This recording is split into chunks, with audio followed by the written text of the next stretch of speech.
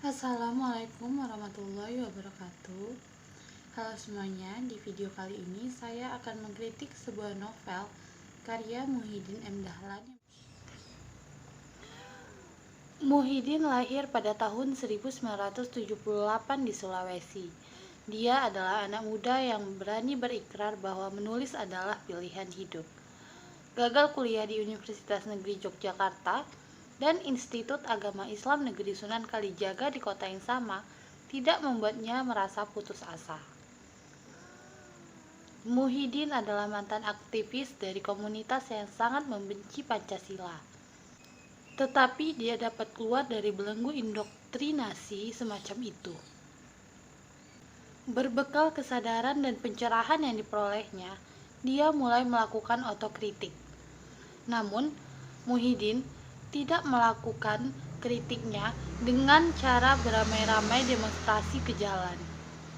Dia memanfaatkan kekuatan dan ketajaman pena sebagai medium penggugah kesadaran dan penyebar daya otokritik. Muhyiddin menggugat dengan karya sastra, salah satu cara yang elegan dalam berpolemik.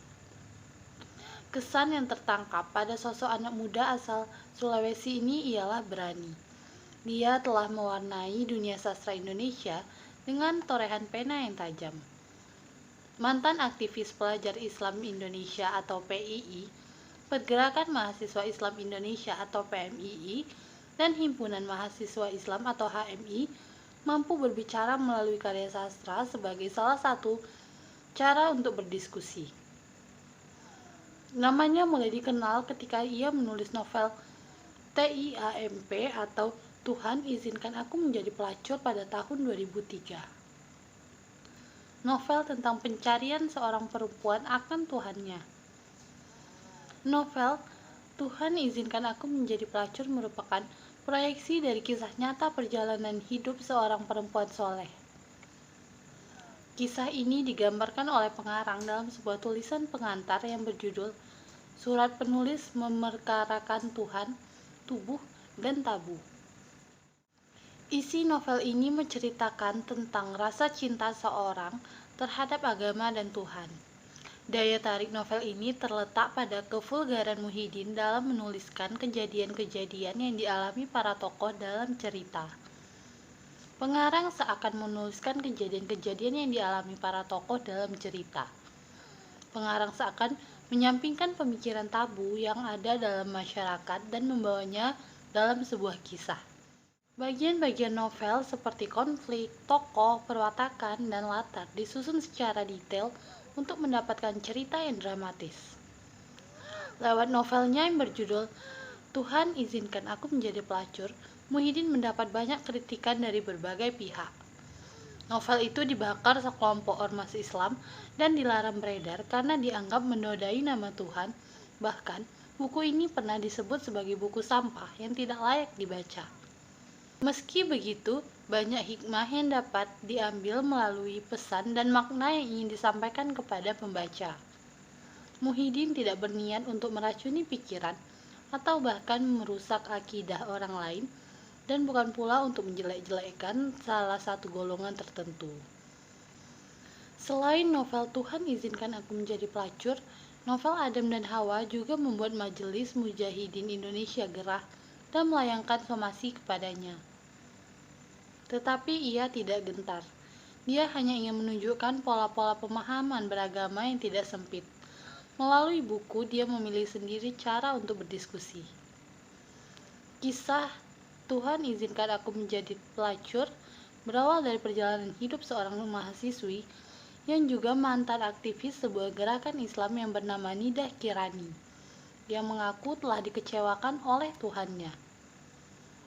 Kiran awalnya tinggal di pondok Ki Ageng bersama seorang sahabatnya, yang menjadi teman diskusi sekaligus tempat curhat. Di kampus, Kiran aktif dalam forum kajian yang membahas tentang masalah-masalah keislaman. Dari forum inilah, Kiran mengenal Mas Dahiri. Sebuah perkenalan akan mengubah jalan hidup Kiran.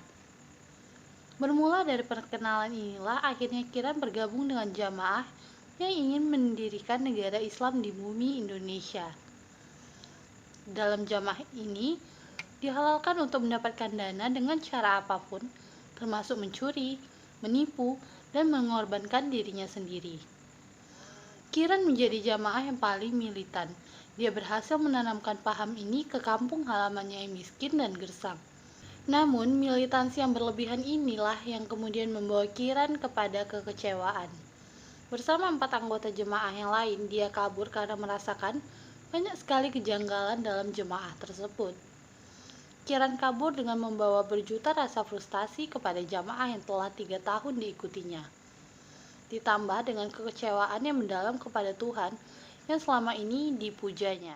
Kiran yang dulu seorang muslimah dengan berjilbab lebar dan selalu menyuruhkan untuk menegakkan syariat Islam, telah berubah menjadi wanita jalang yang berkelana dari satu pelukan lelaki ke pelukan lelaki lainnya. Sudah tidak terhitung lagi berapa lelaki yang juga sesama aktivis di kemahasiswaan yang telah menikmati tubuh Kiran yang dianggap sudah tidak berharga itu. Bahkan terakhir dia memutuskan untuk mengomersilkan tubuhnya dengan bantuan dosennya yang juga anggota DPR sebagai germonya. Dari jalan hitam yang ditempuhnya tersebut, Kiran merasa puas karena bisa menelanjangi topeng-topeng lelaki yang dari luar tampak terhormat, mulai dari aktivis kiri, anggota organisasi Islam, sampai anggota partai yang berbasis syariat Islam telah bertekuk lutut di depan kemolekan tubuh yang telah diciptakan Tuhannya tersebut. Gaya penceritaan yang mengesampingkan kesan tabu dan terbuka adalah ciri sekaligus kekuatan tersendiri yang dimiliki oleh novel ini. Ciri kepengarangan Muhyiddin M. Dahlan yang menonjol adalah perhatiannya yang besar terhadap masalah sosial dan agama. Kehadiran kritik sosial dalam karya sastra sebenarnya merupakan gambaran kehidupan nyata karena adanya berbagai macam masalah ketimpangan kenyataan dan ketidakberesan dalam lingkungan masyarakat yang dihadirkan pengarang lewat karya sastra. Masalah-masalah tersebut antara lain adalah: pertama, kritik sosial terhadap pemberontakan yang dilakukan Jemaah Daulah Islamiyah. Yang kedua, kritik sosial terhadap pilihan hidup menjadi pelacur. Kemudian yang ketiga, kritik sosial terhadap permasalahan gender. Yang keempat, kritik sosial terhadap pelanggaran norma-norma masyarakat. Lalu yang kelima, kritik sosial kekerasan dalam keluarga. Kemudian yang keenam yaitu kritik sosial terhadap sikap tokoh agama. Nah, kritik tersebut mencerminkan adanya ketidakberesan yang terjadi di lingkungan masyarakat sehingga menyebabkan timbulnya berbagai masalah. Lalu, sebuah tindakan yang tidak diiringi dengan keikhlasan akan membawa seseorang pada suatu kekecewaan yang mendalam. Lewat novel ini pula, terkuak sebuah kemunafikan dari jiwa intelektualitas yang tinggi yang selalu bersembunyi di balik kewibawaan dan pangkat, selalu menyuarakan nama moralitas dan menyuruhkan nama-nama Tuhan di setiap dakwahnya. Dalam novel Tuhan Izinkan Aku Menjadi Pelacur, banyak diceritakan kisah-kisah yang bertentangan dengan norma agama, norma hukum, norma kesusilaan, dan norma kesopanan. Namun, di balik itu semua terkandung makna mendalam mengenai kehidupan sebagai bekal agar kita selalu waspada. Banyak hal yang bisa diambil dari novel Tuhan Izinkan Aku Menjadi Pelacur. Lewat kisah ini, pembaca mendapat banyak pencerahan mengenai hal-hal yang berkaitan dengan dunia sosial. Baiklah, mungkin hanya sekian yang bisa saya sampaikan dalam kritik kali ini. Lebih dan kurang saya mohon maaf. Wassalamualaikum warahmatullahi wabarakatuh. Sampai jumpa di video selanjutnya. Dadah.